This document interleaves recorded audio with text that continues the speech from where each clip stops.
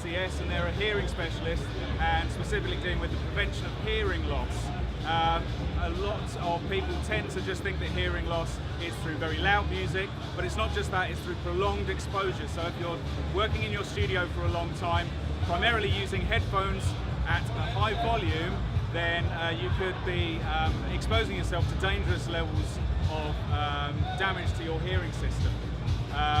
Again, another kind of common misconception is that you have to pay a lot of money for hearing protection, and while, as you can see, the guys here are doing some custom hearing plugs, Jono, it's not just expensive hearing protection that you can get very cheap solutions to this problem. Exactly. I mean, what a lot of people don't understand is that it's not about blocking out the sound, it's just turning it down.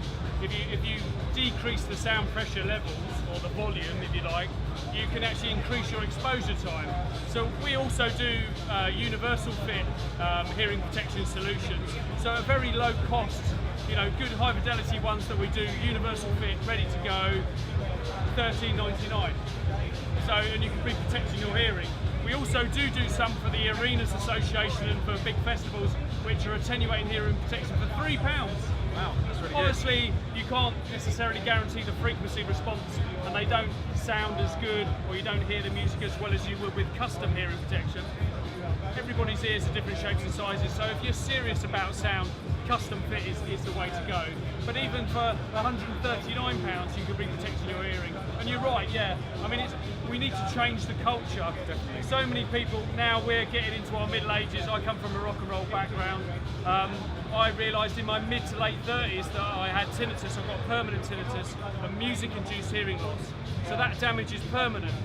However, after working, that was 15 years in the business, even 2 years with the BBC, and nobody, even doing a degree in music, but nobody said that I could be damaging my hearing, which is why the next generation of music makers should be informed, really, that not to just say, oh, you have to wear earplugs, you know, but to be informed about the exposure times and how that they can protect themselves, still hear the music and experience the music, but protect themselves so they don't end up with permanent tinnitus and music-induced hearing loss.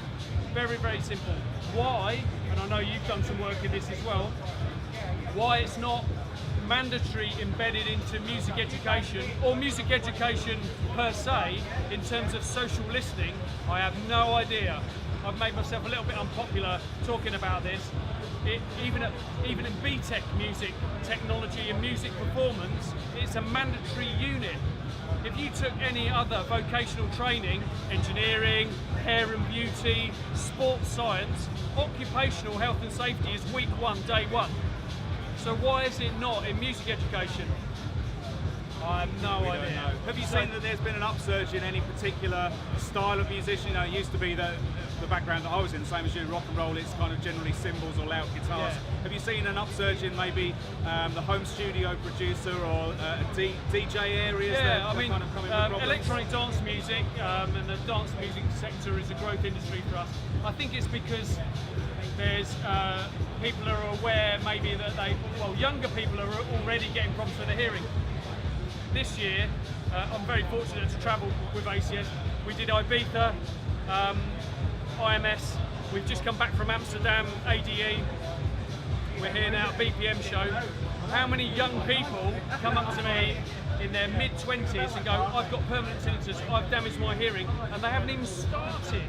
Now the exposure times in club environments is a lot longer than rock and roll. Yeah. Rock and roll, we'd turn up, do a sound check, hang about, do the gig and go. Yeah. Whereas in a club culture, you'd be in the club for longer periods of times, and the levels, the sound levels in clubs, and it's constant pressure as well, isn't it? Yeah, there's no dynamic. No dynamic and no kind of start-stop of songs, exactly. It's one into another. So you could have 100 decibels constantly for 8 hours. Yeah. Now, at 100 decibels, your safe exposure time is approximately 15 minutes before you temporarily or permanently start damaging the sensory hair cells of the cochlea. Why is that not embedded into education? I don't know. It's the same as don't stare at the sun, don't take too many drugs because you might die, or drink too much alcohol, or practice safe sex, or whatever. They tell you all about these things in schools and colleges now. Why aren't they telling you about this You know, in terms of hearing conservation, I don't know. But we're on a mission. We are on a mission. We're on a mission, and hopefully we can change things. It needs a changing culture. And just finally, just so that people don't have to carry around sound SPL meters with them to think about their exposure and their level, I think you probably agree that if you're trying to shout over music to have a conversation, it's too loud. That's like too here. loud, like here. Let's just have a quick look. Right, I've got a dB meter on my phone. To be fair, it's not that accurate. Let's just have a quick look. But we're having to shout. Yeah. Right, the LEQ here is about 91 and a bit. So you're looking at about 2 hours tops, and we're having to shout at each other. So if you're having to shout to have a conversation, you know that you're exposing yourself to too much volume, too much sound pressure level, and it's time to think about getting some good protection for your hearing. Yeah. So if you're serious about sound, you need to play safe now so you can still hear tomorrow. Brilliant. Thanks ever so much, John. Cheers, buddy.